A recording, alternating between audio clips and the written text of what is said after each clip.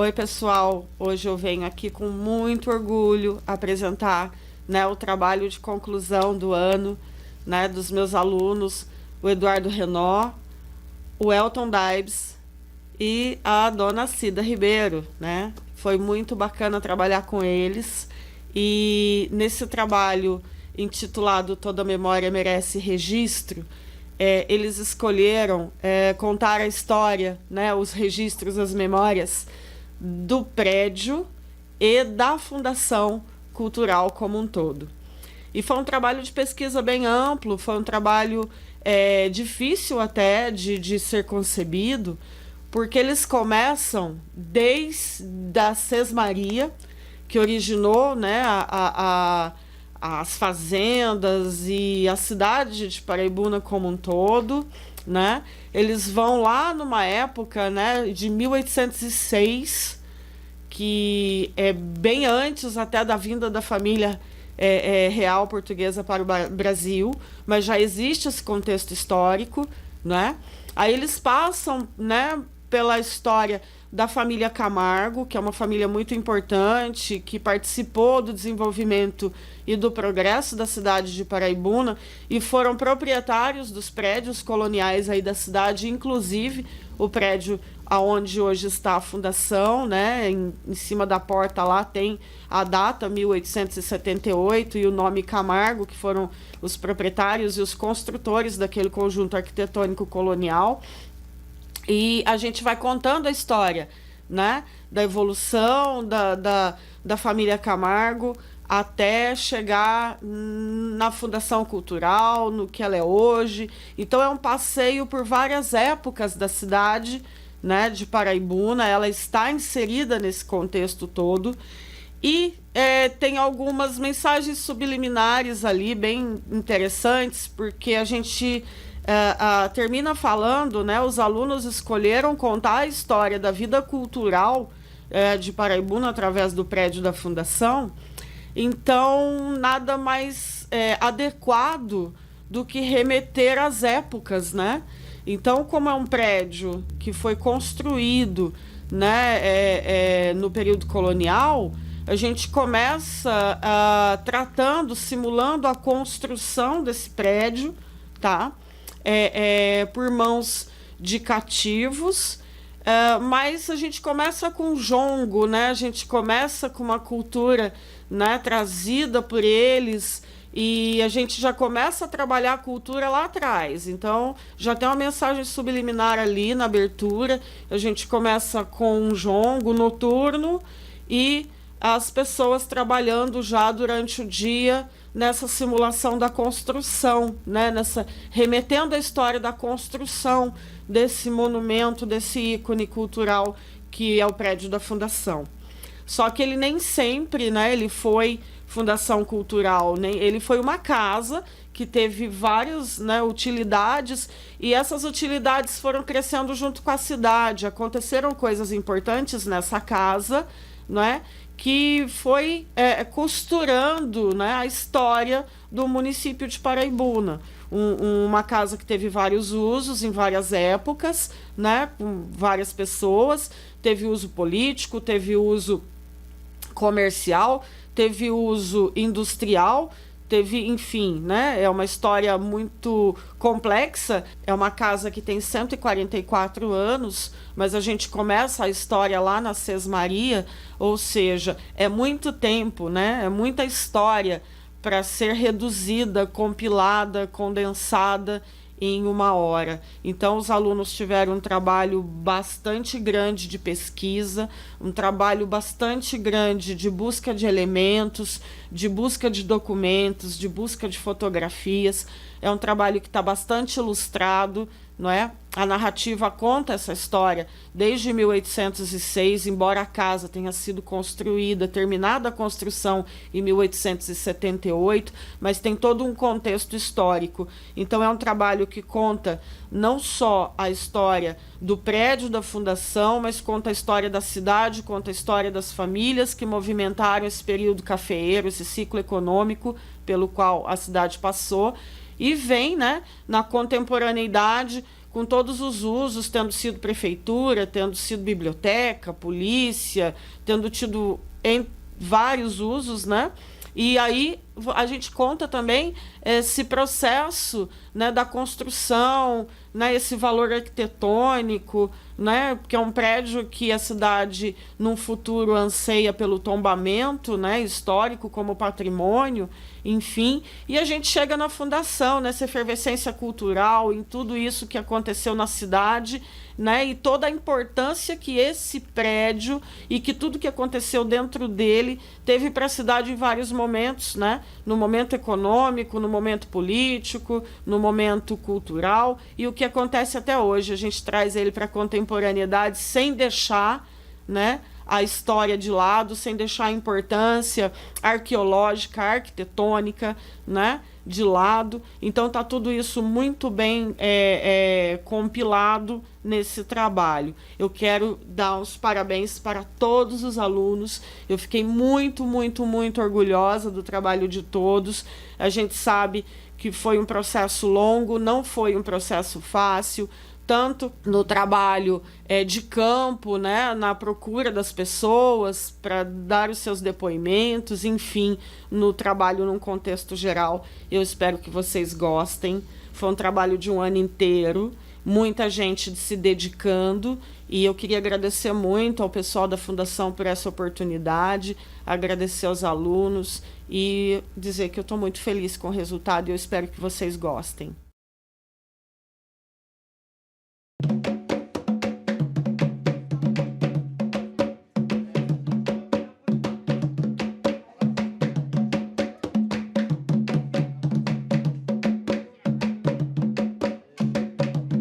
Para entender e valorizar a história de um dos maiores patrimônios culturais de Paraibuna, vamos voltar no tempo até 1775.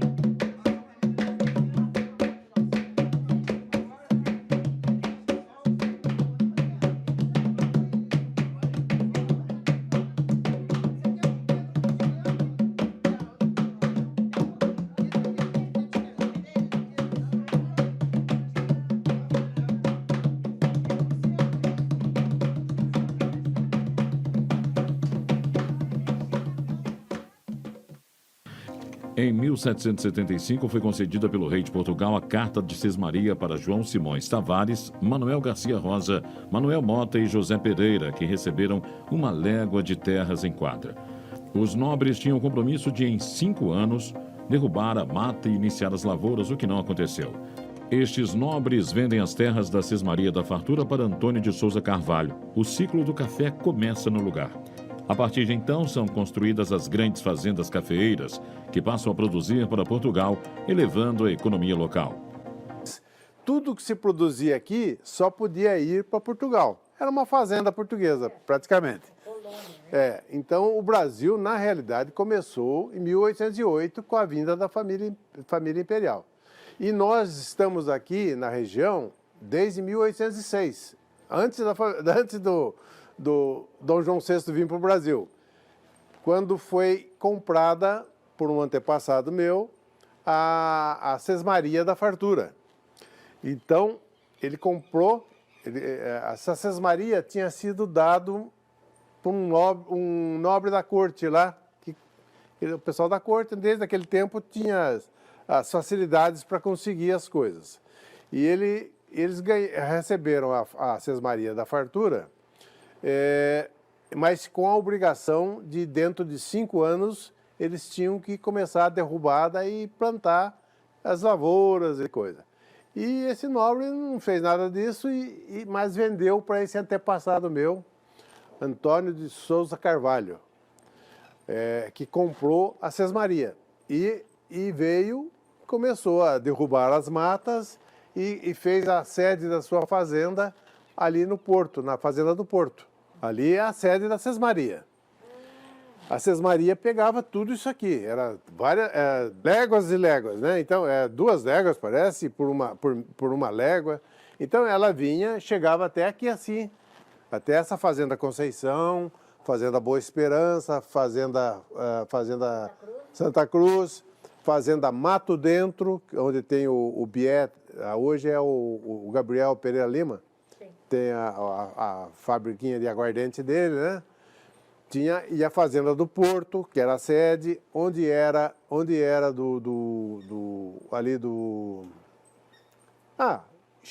ia até o asfalto praticamente. E encostava no Espírito Santo, nas terras da Igreja do Espírito Santo. Sim, tudo isso era Sesmaria da Fartura. Antônio de Souza Carvalho teve várias filhas e 2 filhos que iam se casando e recebendo terras brutas de mata fechada. O Antônio de Souza Carvalho teve várias filhas que se casaram e foram recebendo terras brutas com matas, né? Nessa região toda aqui e que viraram fazendas. Então, teve uma que se casou, acho que uma das mais velhas se casou com o Capitão Maneco, que veio de São Sebastião. E daí o Antônio de Souza Carvalho deu essa área aqui da Fazenda Conceição para ele. Dos filhos homens de Antônio de Souza Carvalho, um foi o político mais influente de Paraibuna. Marcelino José de Carvalho foi o responsável pela elevação de Paraibuna à vila em 1832. Foi figura de bastante relevo aqui na região. O Coronel Marcelino, que tem um busto dele, um quadro pintado na Câmara Municipal de Paraibuna, tem um quadro muito bonito pintado dele, foi o maior político que Paraibuna teve. Ele foi 5 vezes deputado da província.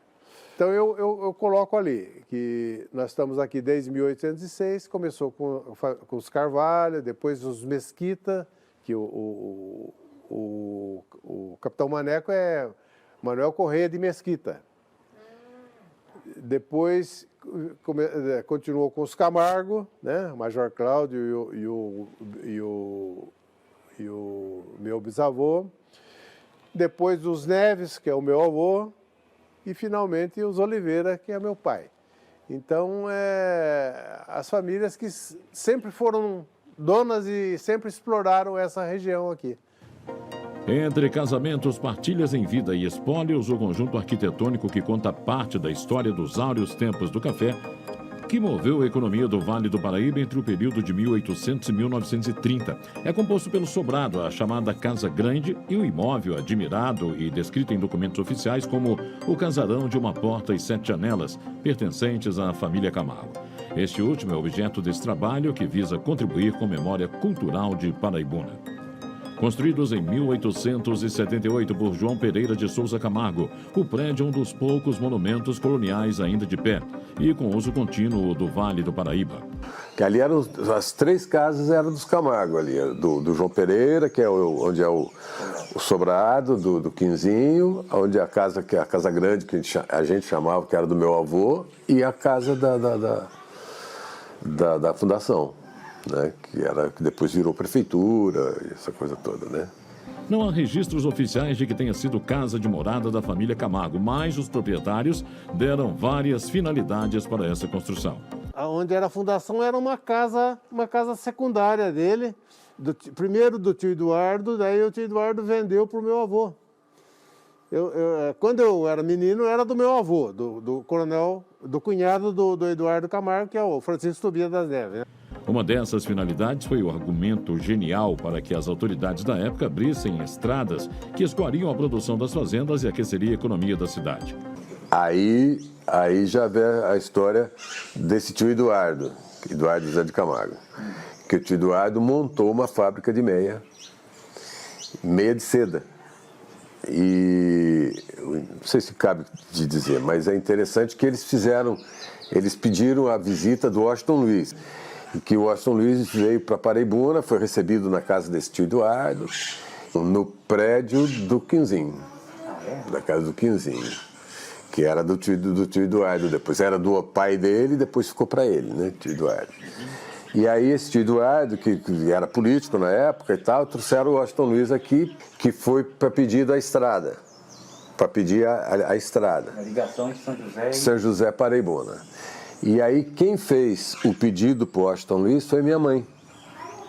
Ela que leu o documento lá pedindo, e o Washington Luiz declarou que poderia ser feito a estrada, só que não foi feito na época, porque não tinha verba, não tinha nada. E aí, nessa ocasião que o Washington Luiz veio aqui, ele perguntou para o meu avô, para o tio Eduardo, né, por que uma fábrica de meia de seda aqui em Paraibuna? Ele falou, presidente, o governador, sei lá o que ele era na época, é muito simples, eu não tenho estrada. Então, com um caminhão de matéria-prima, eu faço trabalhar um mês aqui, eu dou serviço para um mês o meu pessoal trabalhando. E com o mesmo caminhão, eu levo a produção embora, porque não temos estrada. Então, o transporte é muito difícil. Então, foi a alternativa que ele achou, foi abrir essa fábrica de meia de seda, né? Você vê que era difícil mesmo, né, o transporte. Aí, posteriormente, fizeram uma comissão aqui e foram pedir, que eu acho que o Washington Luiz já era para ser presidente ou alguma coisa assim, tinha algumas influências políticas lá, cobrando a execução da estrada. E aí ele falou que não tinha dinheiro, o governo não tinha dinheiro, mas que se tivesse empreendedores aqui que fizesse, construísse, financiasse, que depois o Estado pagaria. Aí esse tio Eduardo pegou, fez dali da saída de Paraibuna até aqui quase aqui na Várzea, aqui embaixo. E meu pai construiu daqui até o Alto da Serra. Foi meu pai que fez. Eu tinha uma foto do meu pai num corte desse do barranco da estrada, com um carrinho velho lá, aquele carrinho dele lá que estava lá, com a estrada que foi feita toda na picareta, na mão, não tinha máquina, não tinha nada, né? Carroça, essa coisa toda, né? Depois que meu avô adquiriu e tinha posse, conseguiu ter recursos, meu avô financiava as ideias do tio Eduardo. Abrigar empreendimentos que refletiram no desenvolvimento da cidade foi a saga desse prédio. Uma delas foi a empresa Força e Luz de Paraibuna, criada em 1913 pelo coronel Eduardo José de Camargo. No mesmo ano foi instalada a usina de Itapeva, que fornecia energia elétrica para as fazendas e o centro urbano do município. O tio Eduardo, ele que fez a hidrelétrica, né? De Paraibuna, a primeira luz. Companhia Força e Luz de Paraibuna. Ele pegou o filho dele, Jorge Camargo, e mandou estudar nos Estados Unidos, em Milwaukee. Foi de navio lá, naquela época, eu não sei nem bem dizer a época certa, ele foi e estudou engenharia elétrica, eletricidade lá nos Estados Unidos. Quando voltou, esse tio Jorge queria ir trabalhar no desenvolvimento do estado de São Paulo. Lá o tio Eduardo falou, não, nós temos que fazer a hidrelétrica aqui para Paraibuna. Aí foi lá que procurando os lugares para fazer a luz, acho que conseguiram fazer o do Itapeva lá, né? Aí começou a gerar energia, mas não tinha consumo. Gerava energia, não tinha consumo, porque a meia dúzia de lâmpadas da cidade só não tinha consumo. Aí este Eduardo montou a máquina de beneficiar café, de beneficiar algodão, e montou, antes disso, fez a fábrica de meia de seda.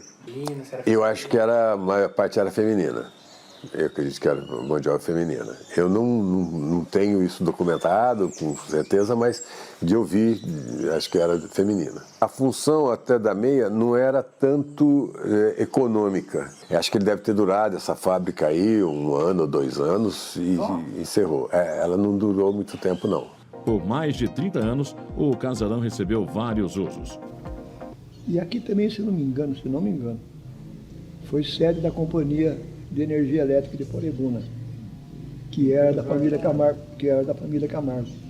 E o Jorge Camargo, o último prefeito nomeado, se formou em engenheiro elétrico. Foi quando eles fundaram a Companhia Paraibunense de Energia Elétrica. E por influência desse tio Eduardo, meu avô comprou a telefone, a Companhia Telefônica Paraibuna. O centro telefônico era ali embaixo. Era embaixo da casa lá, né? E aí, meu pai fala até das telefonistas, quem era, ele conta na coisa. E aí ele tinha essa linha telefônica e tal, que foi tudo de posteamento, feito, refeito e tal. Quando eu vi o prédio já era público. Já servia como, talvez, a sede da Companhia Paraibunense de Energia Elétrica, né? Tinha um telefone público aí fora. Você não deve ter conhecido, mas no pé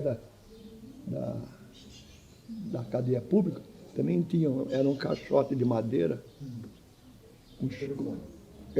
Aí o cara ia lá, abria, tirava, ficava no vidro.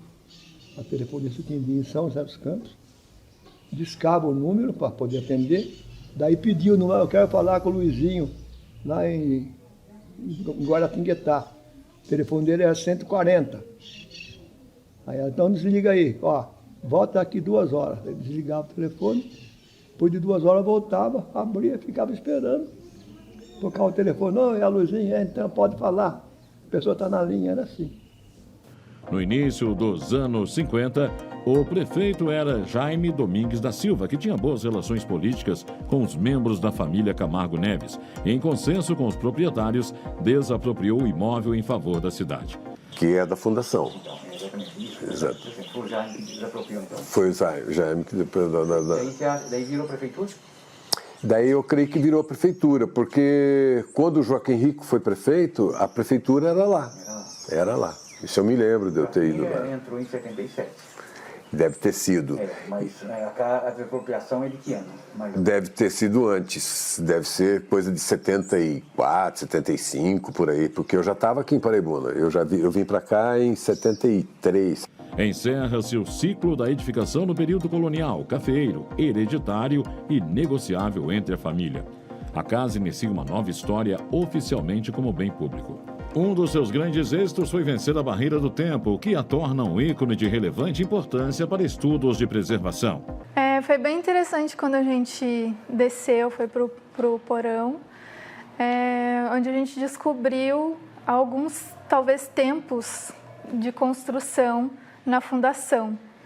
Então, ali a gente viu que tem uma mistura, provavelmente, de técnicas construtivas, de taipa, com provavelmente adobe também. Isso foi bem interessante, porque dá para ver a evolução da construção ao longo do tempo, mas ainda assim com técnicas bem antigas. Então dá para ver a evolução histórica do prédio, que não aconteceu agora. É bem interessante isso, ver essas modificações que foram feitas ao longo do tempo e ver como isso conta a história desse local, né? Já passou por aqui vários usos, então provavelmente na transição, na modificação de um uso para outro, pode ter tido essas ampliações, essas modificações. Isso foi bem legal, essa mistura de técnicas, mas uma mistura de técnicas com o próprio adobe, com a própria terra. O prédio, assim, visitando, né, eu já tinha vindo aqui algumas vezes, hoje eu vim com mais atenção, acompanhado da arquiteta Letícia, e fizemos algum olhar mais atento, né. O prédio, assim, ele está em boas condições, né, estruturalmente parece bem, tem algumas rachaduras que teria que ser averiguada com a natureza delas, né, com a natureza delas, mas está bem conservado, assim, aparentemente. Tem algumas modificações ao longo dos anos, o que é natural, né, que é um prédio já antigo. O conjunto está bastante estável, parece. Sabe? Foram adequadas ao que foi usado. E como eu falei, o uso foi a própria história do prédio, a própria memória do prédio contém esse uso, né?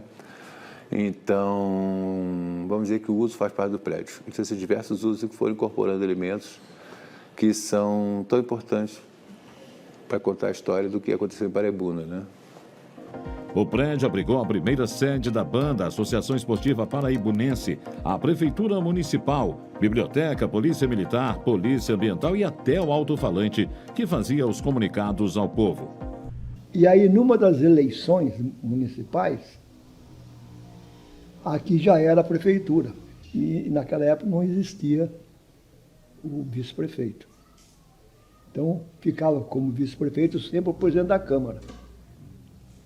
Aí, num desenlace de um processo, o Felipe de Mello foi afastado da prefeitura e assumiu o presidente da Câmara, que é o Nicanor.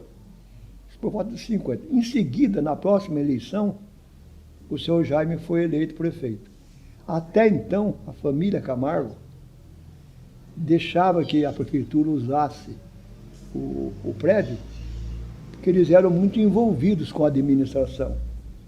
Então, o Agenor foi prefeito, depois, mas eu digo, lá para trás, o Nicanor era presidente da Câmara e prefeito, eles estavam sempre envolvidos com isso. Foi quando o seu Jaime, como prefeito, de comum acordo com o doutor Nicanor, fez uma desapropriação e comprou o prédio para a prefeitura. Então, a partir desse mandato, aí a prefeitura passou a ser efetivamente aqui. Aí eu me lembro que a sala do prefeito era lá na última sala lá. Depois disso eu me lembro aqui, de prefeito, eu me lembro o Valfrido. Depois, acho que veio o Jaime de novo, se não me engano. E ficou aqui durante muitos anos. Aí quando o seu Jaime voltou a ser prefeito, em 83, aquele prédio lá que era fórum e cadeia pública, aquele prédio foi doado pelo Estado. Aquele prédio é da prefeitura.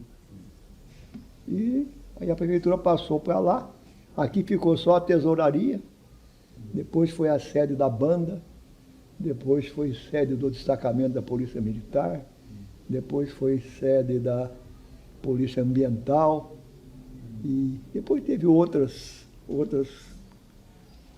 destinos. O músico e observador do mundo, Eduardo Renault, tem sua vida ligada ao casarão desde criança, num tempo em que seus cômodos grandes abrigavam os elementos emblemáticos dos folguedos nos festejos da cidade. O prédio, assim, me remete a quando eu era bem criança, 1972, assim, que era voltado para a festa que teve, uma festa muito grande, de aniversário da cidade, a festa de Santo Antônio, também, padroeiro. E veio na cidade lotado de gente, lotado de criança, à noite, o dia inteiro, né? E estava o João Paulino e a Maria Angu, de São Luís do Paraitinga, vieram visitar a festa e faziam aquelas brincadeiras, corriam e tal. E a gente corria atrás do João Paulino e Maria Angu e tal. E eu lembro que nos intervalos daquela bagunça que existia, eles correndo, eles ficavam no corredor aqui, né? E a gente olhando pelo buraquinho da chave, via os bonecos lá e tal. Mesmo com tantos usos ao longo do tempo, houve um período na história que a edificação ficou fechada. E nesse intervalo, a juventude que desabrochava em rodas de violão na escada da matriz de Santo Antônio já observava com outros olhos a suntuosa fachada de uma porta e 7 janelas. 80, mais ou menos. E eu já tocando violão, músico, né, fazia as rodinhas de violão na escada da igreja, aqui em frente. E olhando para o prédio, né? Sempre o prédio, assim, tocando aqui, o prédio em frente, porque era em frente, né? A gente ficava observando o prédio. E nesse período o prédio estava aqui meio que parado e tal, né? 82, 83, a gente sempre tocando, né? O período de 80, 83, 84, fazendo as rodinhas de violão e o prédio parado. E aí, um desses dias eu olhava o prédio e falei, puxa vida, isso aí dava uma excelente casa de cultura, né? Porque essa era a palavra que a gente usava na época, né? Toda cidade tinha a sua casa de cultura. Então, a casa de cultura me pareceu que era o espaço ideal, primeiro por ser público, né? E segundo porque estava subutilizado. No governo do Zélio, se transformou isso aqui em fundação cultural. Acho que nos 2 últimos anos do Zélio, você foi o primeiro presidente. Depois, futuramente, uns 10 anos depois, eu vim ser secretário de Cultura, supervisor de Cultura da cidade, em início de 93. E aí sim, como, né, gestor público, 1000 ideias, 1000 eventos e tal. E a partir do ano de 94, início do ano de 94, eu passei a estudar, certo? Com a ideia já da criação da fundação, estudar as leis. Então, isso tive muito apoio da Fundação Cassiano Ricardo, Fundação Cultural Cassiano Ricardo de São José dos Campos, a Fundarte de Ubatuba, que é na pessoa do Conrado Becker, que era o presidente da época. Então, eu fiz algumas viagens a Ubatuba, algumas viagens a São José dos Campos e estudando outras também, que nem a de Campinas, de Curitiba, todas as cidades que tinham fundação cultural, a gente buscava informações sobre lei, principalmente sobre lei e estatuto, né? Como é que ela funcionaria e tal. E o modelo que a gente chegou foi a síntese, né, de tudo, né? Ou seja, das boas conversas, o que tem de melhor na Cassiano, a gente pegou, conversando com o presidente da Fundarte, olha, essa aqui é bacana, isso aqui não funciona, porque as leis são diferentes, né? Aí eu deixei uma lei bem enxuta, né? E que fosse depois, os pormenores fossem tratados no seu estatuto. E assim foi. Em 4 de dezembro de 1994, então o prefeito Zélio Machado Santiago sanciona a Lei Municipal número 1598/94, aprovada na Câmara de Vereadores, que cria a Fundação Cultural, instituição sem fins lucrativos que tem por missão congregar e fortalecer a cultura local e como finalidade o desenvolvimento de cultura, da pesquisa e do ensino, sendo o órgão executivo da política cultural do município. Com a intenção de que realmente as futuras gerações pudessem usufruir e não acontecesse o que geralmente acontecia no poder público, que tem uma lei e tem uma que às vezes tem que ser cumprida, às vezes não é cumprida. Então, uma desocupação do espaço, porque o espaço não pertenceria à fundação, desocupação do espaço e possivelmente até a extinção da fundação. Ou, como é muito... seja, extinguir a fundação é uma coisa mais complicada, ela podia ficar a lei ela em desuso, né? Então, mas com o espaço, com a comunidade participando através das comissões municipais setoriais, através da diretoria executiva e cumprindo a função que a ela foi destinada, ou seja, a criação da fundação, que é a função de órgão oficial da cultura do município, ela pudesse ser perpetuada. Então, acho que o fator principal aí é justamente essa questão da doação, e inclusive ela é registrada em cartório, foi feita uma escrituração pública registrada em cartório, uma coisa super, como se diz, vamos dizer assim, ela é relevante, né? Ou seja, ela não tem, ou seja, é dada a fé pública, né? Ou seja, registro. E para mim, eu acho que o mais importante foi isso. Cada acréscimo e cada mudança ocorrida no casarão correspondeu às necessidades da época, inclusive de adaptações tecnológicas. Essas intervenções também ajudam a contar as memórias desse patrimônio, salienta o técnico do IFAM, André Bazanella. Tenho lá taipa de pilão, a fachada taipa de pilão. Outra parte do prédio é de tijolo, outra parte do prédio é uma outra técnica que eu não consegui identificar direito. A gente vai consultar pessoas mais especializadas, como eu disse, eu não sou arquiteto, né? Mas cada uma corresponde a uma determinada época, um determinado uso, e conta a história do prédio também, são incorporados ao prédio. Assim, quando a gente fala de um prédio, a gente pensa muito no bem como a gente vê, mas na verdade ele nasceu, cresceu, se desenvolveu, envelheceu como qualquer objeto, como qualquer pessoa, na verdade, qualquer sujeito da história, né? Então essas coisas fazem parte dessa leitura, sabe? Tá? Então acho assim, todas as modificações elas contam a história, da mesma forma que os usos contam a história do uso humano, as modificações contam a história da tecnologia e do tempo pelo qual esse prédio passou. Agrega valor, porque o prédio não é só um prédio, ele é uma continuidade, né? Como ele está hoje, faz parte de um conjunto importantíssimo, arquitetônico, que é o conjunto da praça. Essas praças centrais da cidade são extremamente importantes, com essa disposição igreja, os casarios dos grandes proprietários do lado. Tudo isso corresponde a um período, uma forma de ocupação de cidade extremamente importante para compreender o Vale do Paraíba. A arquitetura dele é muito bonita, a disposição dele é muito bonita, é muito regular, compõe com os outros casarios também que tem lá. A história das modificações que a gente falou há pouco também conta um pouco dessa ocupação dessa praça, desse terreno, desse lugar. E eu acho que, além de já ser importante como mulher, compreendendo melhor o prédio vai ser mais importante ainda, sabe? Eu acho que, assim, estudando mais, conhecendo mais, prospectando mais esse prédio, a história, o conhecimento, o uso, o que aconteceu, mais importante ele será. Porque, bem ou mal, ele está vinculado à história da cidade. Está vinculado à formação da própria cidade, né? A conformação da cidade, formação e conformação da cidade atual. Então, sim, é extremamente importante preservar esse visual, essa, vamos dizer assim, espírito do lugar que essa praça conforma como identidade de paraibuna. Eu acho que as pessoas, acredito até que já existe uma lei de tombamento da praça, justamente por isso, é o reconhecimento de que essa praça, bem ou mal, é assim uma espécie de uma síntese de paraibuna, como ela quer se ver e ser vista. As pessoas que ocuparam esse espaço incorporaram na importância arquitetônica da casa os seus conhecimentos, as suas experiências em prol de usos pontuais e ocupação popular.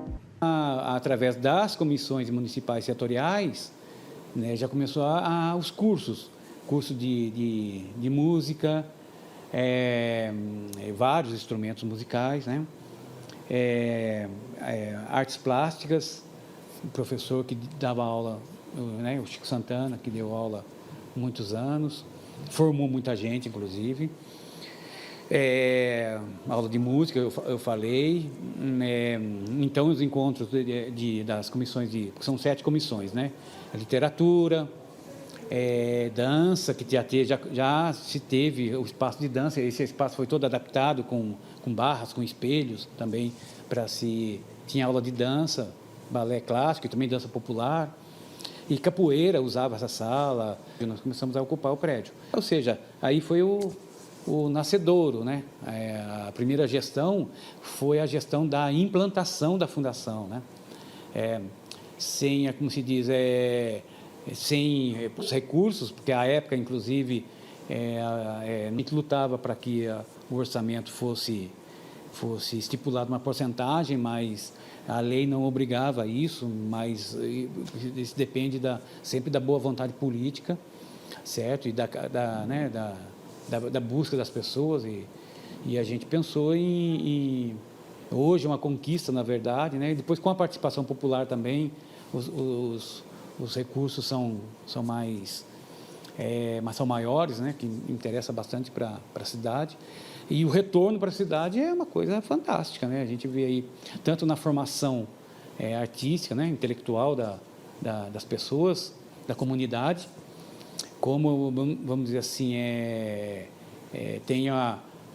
isso causa respeito às pessoas, né? Ou seja, você tem formação, você tem informação, né, cultural, e você tem formação, ou seja, artistas, pessoas de música, de dança, de artes plásticas, pessoas que ampliam a sua visão de mundo, né? Então, uma coisa que os frutos nós estamos colhendo, né? E sendo uma conquista popular, foi escolhido para patrono da Fundação Cultural o artista mais emblemático da cidade. Seu Siqueira, como era conhecido, foi um homem de muitos ofícios. Farmacêutico, professor e artista. Nas artes fez de tudo um pouco. Músico, instrumentista, maestro, compositor, poeta, pintor. Dedicou-se ao sacro, ao erudito e ao popular. Mas, acima de tudo, defendeu a cultura como ferramenta para a criação de bons cidadãos. Então, num solar historicamente construído para multifunções, que a partir da lei que institui Fundação Cultural passa a abrigar múltiplas artes, não houve melhor patrono do que Benedito Siqueira e Silva. Porque o seu Siqueira sempre foi uma referência na cidade, né? A gente já tinha, como se diz, eu convivi com ele, eu tocava na igreja e ele tocava comigo na igreja, e conhecendo a obra dele, porque ele era multiartista, né? Tocava violino, tocava violão erudito, estudou violão erudito em conservatório, tocava muito bem, tocava flauta transversal, era pintor, poeta, ou seja, o João Rural fez o livro lá com os poemas dele. Então ele era uma referência, fora tudo que ele foi, né? Acho que farmacêutico, mas o que mais? Está lá no currículo dele lá, que é gigantesco, né? E então ele era a pessoa mais indicada para poder receber essa homenagem como referência, né? De cidadão, né? que tem todo esse conhecimento e também a paixão, o amor à Paraibuna, amor à sua terra, porque nos poemas dele ele fala muito do Paraibuna, fala muito da terra, né? Assim como nós também traduzimos nas nossas músicas o amor que a gente tem pela cidade e que, através desse trabalho, dessa identificação, desperte nas pessoas, na comunidade, continue despertando esse interesse pela cidade, pela comunidade, e expressando através da arte, né? Das borboletas de asas Vários gestores passaram pela Fundação Cultural Benedito Siqueira e Silva nesses 27 anos da sua criação. Cada um deixou sua marca em prol do movimento cultural e preservacionista de Paraibuna. Hoje, o responsável por administrar esse patrimônio e tudo o que ele representa é Márcio Maio, que já há alguns anos preside a instituição. É uma satisfação, né, estar aqui, né, como presidente da Fundação Cultural Benedito Siqueira e Silva, né? Estou há 11 anos fazendo o meu trabalho, né? A fundação ela é o instrumento do município a favor da cultura e desta forma a gente fica, né, buscando as alternativas que a cultura precisa no nosso município, né? Sabemos que temos um acervo de prédios coloniais, sabemos que precisamos preservar todo esse material. Então, como fazer essa busca? Então, o objetivo nosso agora é fazer o tombamento do nosso prédio principal, né? E buscar a preservação dos nossos patrimônios. O prédio da Fundação, ela está localizada aqui no centro de Paraibuna. A Fundação se propõe a começar fazendo o tombamento deste prédio, né, que é utilizado pela Fundação, para que o entorno dele também seja preservado. Agora, já com nossos polos que foram criados, né, novos polos aí, polo de dança, polo de música, nós estamos conseguindo tirar um pouco do uso muito pesado, né, dentro do prédio para a conservação dele e procurar terminar a conservação, né? Nós fizemos aí nesses últimos anos manutenção, então para quem está na praça vê que o prédio da Fundação ele transmite, né, que está sendo bem cuidado, que tem uma manutenção. E o objetivo, então, é esse, que nós conseguimos, com o tombamento, fazer a manutenção do prédio como um bem patrimonial.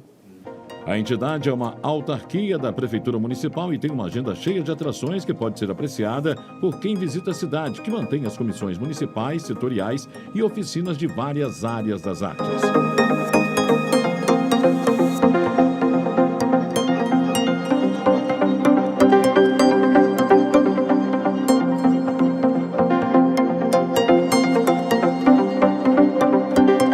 Dentre tantas pessoas que tiveram a Fundação Cultural tatuada em suas histórias de vida, destacamos o jovem músico e professor Léo Siqueira, cuja existência se funde com a música em dois tempos, o de aprender e o de ensinar. Olá, eu me chamo Leopoldo José Mateus, tenho um nome composto de 3 nomes, mas eu atendo como nome artístico de Léo Siqueira. em homenagem ao nosso patrono da Fundação Cultural Benedito Siqueira e Silva, que também era violinista, então em homenagem a ele eu uso esse nome artístico, Siqueira.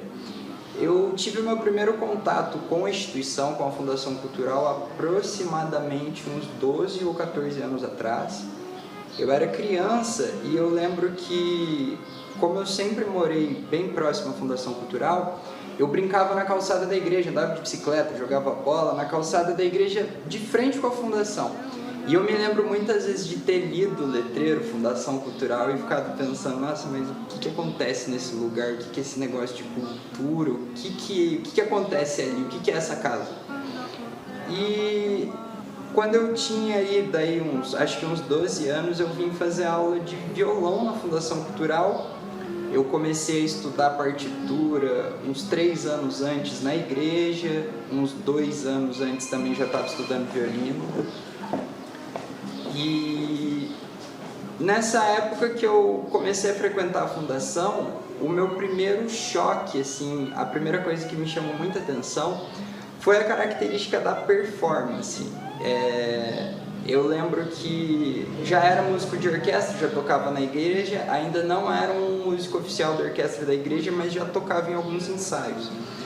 E não tinha um lance performático, não tinha um lance talvez de um figurino tal. A gente tocava todo mundo de terno, mas era diferente. Cada um usava o terno da cor que queria, a camisa da cor que queria, a gravata do jeito que queria. E eu me lembro da minha primeira apresentação no final de uma oficina de violão, deve ter durado uns 6, 7 meses, a gente teve uma apresentação. E foi ali que me marcou muito, que eu tive que colocar uma camisa parecida com a dos outros alunos, os outros aprendizes da oficina. E a gente estava tudo combinando, o professor usando, né, o orientador na época era o Vinícius Oliveira.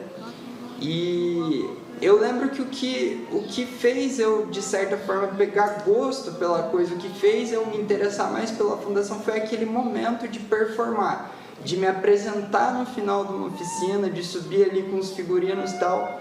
Foi a primeira vez que eu senti algo parecido com, de fato, se apresentar, fazer um show. Foi a primeira vez que eu senti aquilo pulsar dentro de mim. Mas naquele momento eu também tive certeza de que eu gostava, não era pouco não, gostava bastante. Mas daí eu já tocava violino e estava aprendendo violão. O aprender um instrumento do começo, ele leva um tempo, demanda uma certa paciência. Como eu já sabia tocar um instrumento, eu não tinha paciência para aprender outro instrumento. E eu acabei deixando para lá o violão, continuei tocando violino, acabei perdendo um pouco o contato com a Fundação também. Mas os anos passaram, né? Eu fui ficando um pouquinho mais velho, continuei nos estudos no violino, nunca parei, porém eu passei a me interessar mais pela parte teórica da música e isso eu não tinha aulas na igreja.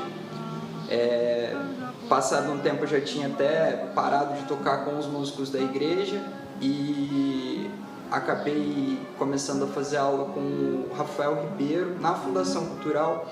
Eu lembro que eu cheguei para fazer aula com ele de harmonia e escalas, e aí foi a primeira vez que eu improvisei na vida, e daí aquele lance de escala, para que servem as tonalidades e tal, eu comecei a usar o meu conhecimento de uma forma diferente. Eu já tinha um conhecimento que eu não sabia para que usar. O professor Rafael Ribeiro me guiou nessa viagem e me apresentou para outro professor, que era o Márcio de Oliveira. Nossa, uma grande figura, esses dois, tanto o Rafael quanto o Márcio, grandes figuras aqui da Fundação Cultural. E eu cheguei neles com para fazer aula pela Fundação Cultural, mas eu cheguei com uma segunda intenção de aprender um pouco mais sobre o caminho profissional. Eu queria um pouco mais. E como eu falei, eles me guiaram nessa viagem, tanto no lance musical, quanto na postura, a forma de me comportar, o que eu tinha que fazer, com quem eu tinha que fazer, como se fazia. Foi através deles, inclusive através da Fundação Cultural, que eu acabei fazendo meu primeiro show, então, junto com os dois. E isso ainda não era orientador na Fundação, o lance de ser orientador na Fundação veio depois. Mas eu acho que se não fossem essas aulas, se eu não tivesse entrado para fazer ali com o Rafael Ribeiro oficina de harmonia e escala, se eu não tivesse feito as aulas de improviso, fiz aula de banda musical com o Mário César também, que é responsável pelo Pé no Brejo aqui na cidade de Paraibuna, grande músico, nossa, outra figurinha muito importante para a Fundação Cultural.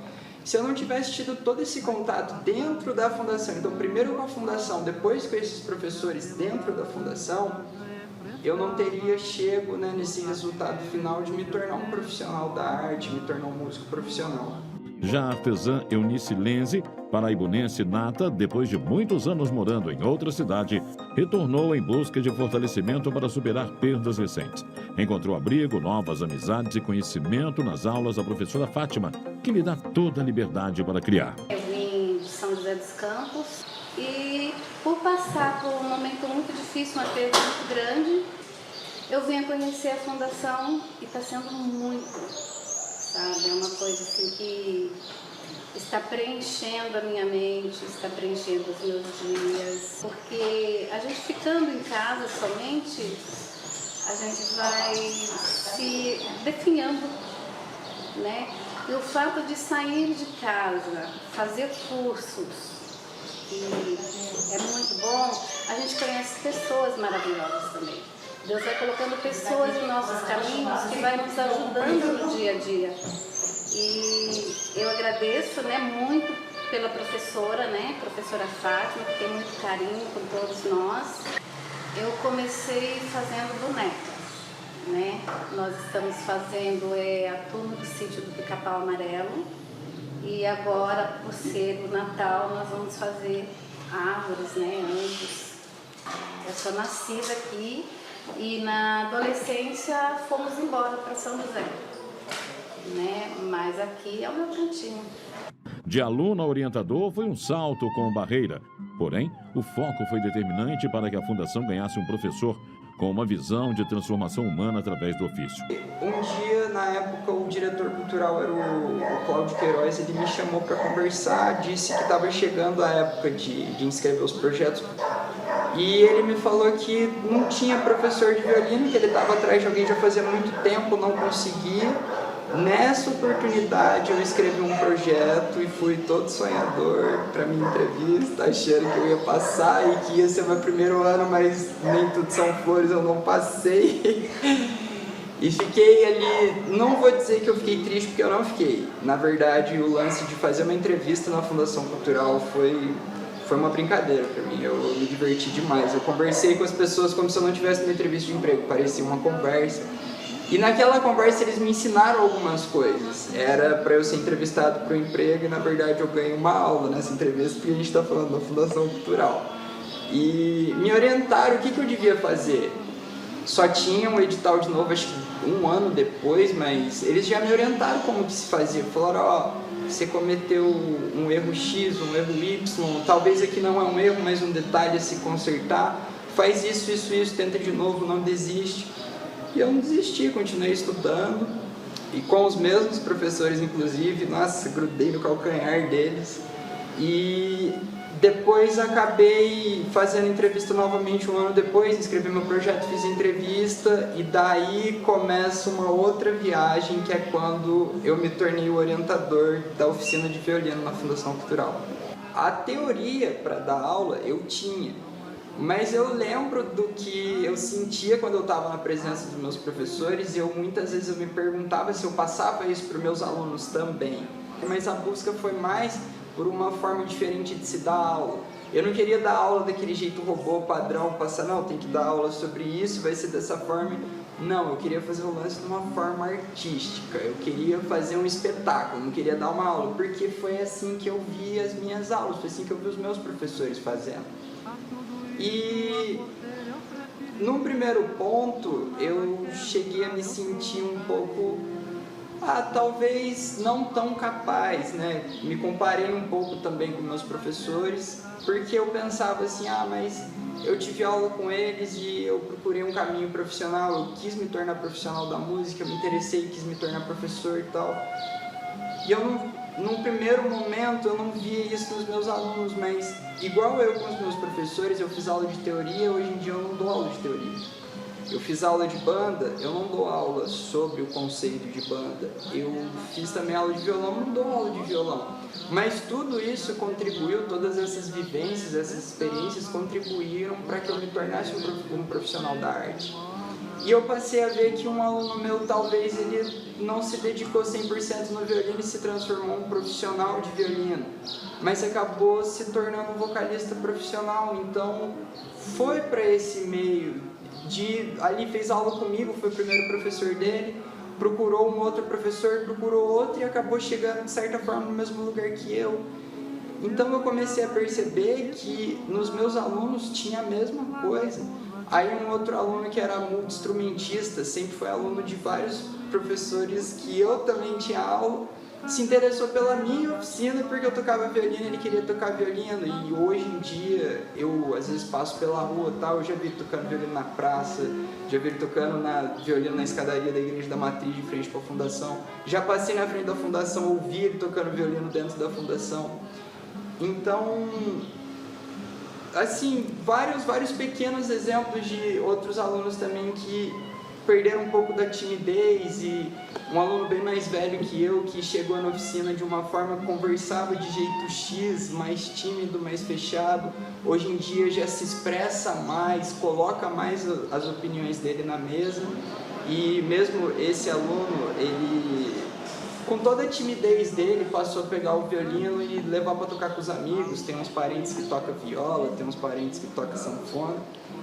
Eu acho que ver esse impacto nos meus alunos, em uns uma pequena mudança de comportamento, que é o micro, em outros uma grande mudança, o macro. Mas eu gosto mais do micro, para ser sincero, eu gosto mais daquele aluno que não se torna profissional, mas que, igual aconteceu com o nome dele, Antônio Carlos. O Antônio Carlos era tímido, de certa forma travado para lidar com as pessoas, e hoje em dia ele pega o violino dele, vai para o meio de uma roda de amigo e toca. Então, esse tipo de transformação, para mim, é o que me faz sentir mais. É lindo ver um aluno meu que entrou, passou pela minha oficina, quis fazer outra e se tornou um vocalista profissional. É maravilhoso. Eu faço trabalhos com ele hoje em dia e é maravilhoso, mas ver aquela pessoa que nunca teve um contato com a arte, nunca entrou, nunca pisou aqui, e de repente ela passa e sai uma outra pessoa, em pequenos detalhes mesmo, uma outra pessoa, eu acho que esse impacto é o que eu gosto mais de ver. Impactada pela força das aulas humanizadas de artesanato e com a alma mais leve, Eunice já assume uma postura de empreendedorismo em favor de outras pessoas e formata um futuro se utilizando da economia criativa para fazer a diferença na sociedade. Eu já tinha curiosidade, né? Eu já ouvia falar que aqui tinha várias coisas para fazer, e foi mesmo assim um acolhimento, né? Eu acredito que todos que venham aqui não vêm só para passar o tempo, vêm porque precisa de algo. E esse algo eu estou preenchendo com todos daqui. Até eu falo para a professora que assim tiver curso, já para me informar rapidinho, porque eu não quero parar. É bom para mim e eu sei que eu vou poder ajudar outras pessoas também. Meu objetivo é abrir uma loja, né, de artesanato para ajudar pessoas necessitadas. Eu sei que eu sou capaz disso. E é disso que o Brasil precisa, né? Pessoas para inovar. Os efeitos gerados pelas oficinas culturais podem ser sentidos dentro e fora do prédio. A constante troca entre emissor e receptor de tudo o que se produz ali agrega valor para a coletividade. Nenhuma pessoa moradora ou não da cidade fica imune ao oxigênio gerado na Fundação Cultural Benedito Siqueira Silva. Eu não via como possível, antes de eu pisar na fundação, eu de fato, eu fazia o que eu gosto e fazer disso uma profissão. Eu não enxergava essa possibilidade. E eu não enxergava nem, eu já tinha aí 8 ou 10 anos de estudo de violino e eu não enxergava a possibilidade de trabalhar com isso. Eu acho que o que a Fundação despertou em mim principalmente foi uma visão de possibilidades as quais eu não enxergava antes. Possibilidades que eu aderi para a minha vida, né, porque hoje em dia me tornei um profissional da música, mas principalmente eu acho que uma forma de se sentir diferente, que daí, trazendo para a minha vida o lance do micro. Eu também não era uma pessoa tão expressiva, vamos assim dizer. Eu não era uma pessoa que me sentava na frente de uma câmera, eu não gostava nem de tirar foto. Nossa, quando alguém pegava uma câmera para tirar uma foto de aniversário de família, assim, alguma coisa, nossa, me dava um desespero, uma vergonha, eu não sabia. Eu acho que a fundação, não consigo colocar em palavras, mas a fundação impactou primeiro a minha maneira de ver as coisas, me abriu mais possibilidades, principalmente dentro da arte.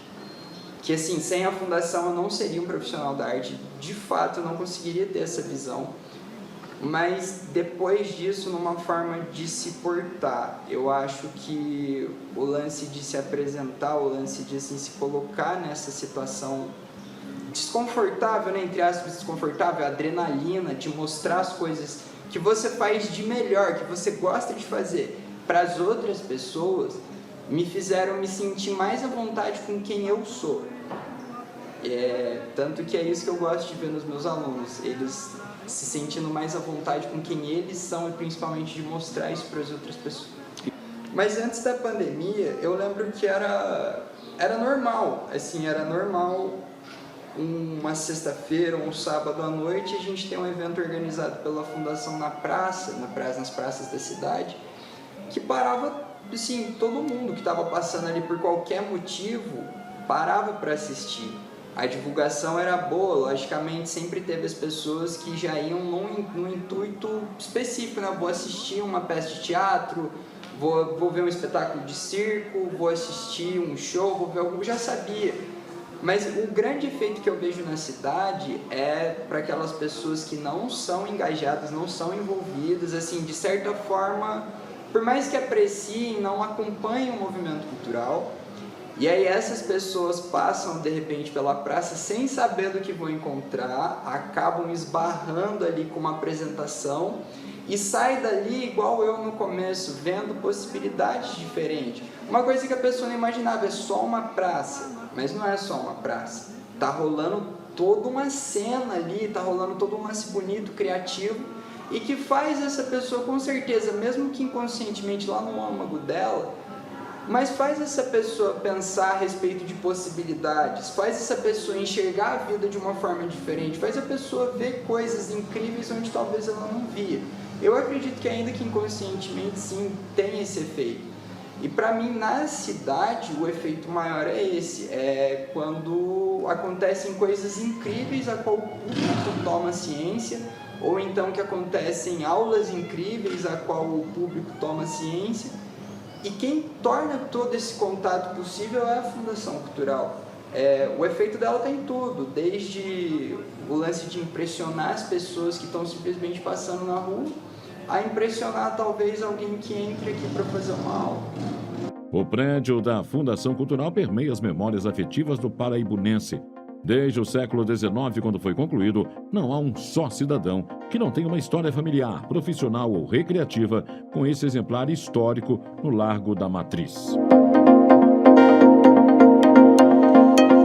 É natural, né, de todo paraibunense, né, uma ligação com o prédio da Fundação. Eu, que tenho uma certa idade, eu convivi aqui em vários momentos, né? Biblioteca, salão de festas e depois a fundação, né? Então, e a praça em si, né? Todos os prédios da praça sempre marcam para a gente, né? Para nós paraibunenses, todos os prédios. Quando cai um prédio, o sentimento é muito pesado. A gente fica triste porque ali tem muita história, né? A Fundação Cultural, nesses últimos anos, ela deu ênfase aos projetos culturais, né? Ou seja, as aulas, onde a gente conseguiu trazer, né? Este ano de 2021, nós estamos com 613 alunos inscritos, fazendo os cursos. Então, nós conseguimos trazer à nossa população novidades, né? Novos elementos assim que podem mudar um pouco a forma da pessoa conduzir a arte. Márcio é herdeiro do amor que seu pai, o conhecido Deia, tinha pelo movimento cultural de sua terra. Com relação ao meu pai, né, o Deia, né, ele sempre lutou pela cultura do município. Ele foi uma pessoa que investiu muito, né? Sempre investiu para que a cultura tivesse visibilidade no nosso município. Ele acabou sendo o primeiro coordenador da Comissão de Patrimônio Histórico da Fundação, né? Isso é uma honra, né? Às vezes a gente pensa, mas é uma honra, né? Uma pessoa que já no primeiro mandato das comissões ele já se preocupou com aquilo que ele achava, né, importante, que é a preservação do nosso patrimônio, da cultura, dos bens materiais e imateriais. Então ele era uma pessoa que tinha uma visão muito para lá do seu tempo, né? Sempre foi visionário, né? Com as festas, com as novidades que tínhamos aí, né? E sempre procurando fazer de forma concreta tudo aquilo que ele pensava. O casarão da Praça Monsenhor Ernesto Almino Arantes, 64, é um legítimo representante do período colonial cafeeiro, que a população anseia ver tombado como patrimônio histórico, cultural e arquitetônico. Sem dúvida, a paisagem precisa desse conjunto arquitetônico para manter viva a memória do lugar desde a Sesmaria. Os materiais e métodos de construção transcenderam as barreiras do tempo e ainda hoje são fonte de pesquisas acadêmicas, prospecções e trabalhos de campo. O espaço conta as próprias histórias. Ele utiliza a técnica da taipa de pilão, a gente já consegue perceber isso. Na fundação a gente percebeu o uso do adobe também. As próprias janelas, a espessura, a fachada também remete a um casarão urbano de cafeicultor, né? Então, essas características já dá para falar que provavelmente é desse período cafeeiro, sim. A história foi contada ao longo do tempo e ao longo dessas modificações. E isso tem que ser respeitado também, né? Não é só o primeiro prédio, que é o prédio original, a primeira construção feita que é importante. As modificações ao longo do tempo são tão importantes quanto, porque elas contam a linha do tempo e a transição que esse prédio teve. E todas essas narrativas são importantes.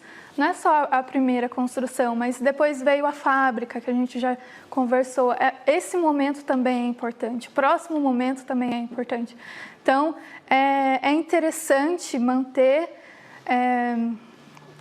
todas essas narrativas e não refazer uma construção original, talvez, né? Todos os períodos têm que ser respeitados. A Paraibuna, ela é um lugar. É um lugar onde você se reconhece. E onde você se reconhece? Naquilo que está à sua volta. Tá? Então, você ser de Paraibuna é a mesma coisa que Paraibuna estar em você. É uma relação dialógica, assim. Uma forma que as coisas se completam. Outro dia eu vi uma coisa muito engraçada, que o olhar ele só existe quando você é olhado. Sabe? Tem assim... Você olha aquilo que te olha, aí aquilo faz sentido. Então, no momento que você está na cidade, a cidade te olha e te faz ser o que você é. Então, essas referências culturais, materiais e imateriais, te fazem pertencer a algum lugar. E como esse lugar está em você, através do seu ato de olhar, através do seu ato de compreender, tá?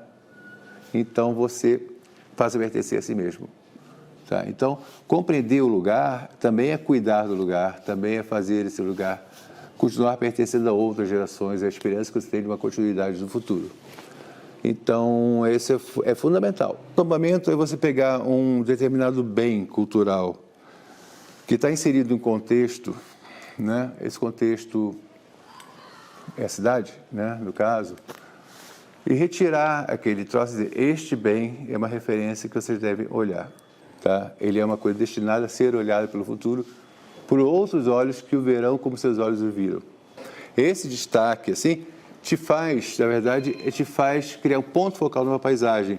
A Fundação Cultural Benedito Siqueira e Silva, tanto vista como patrimônio material, a Casa do Período Colonial, quanto como patrimônio material, a difusão cultural, artística e de humanidades, é uma legítima testemunha não só da resistência, mas da transformação de um lugar, de um povo e de tudo o que o orbita. Ambos patrimônios precisam ser preservados para continuar garantindo a existência desse universo e mostrando ao futuro o nosso modo de vida. Na minha opinião, é o prédio que mais tem importância histórica de Paulibuna aqui.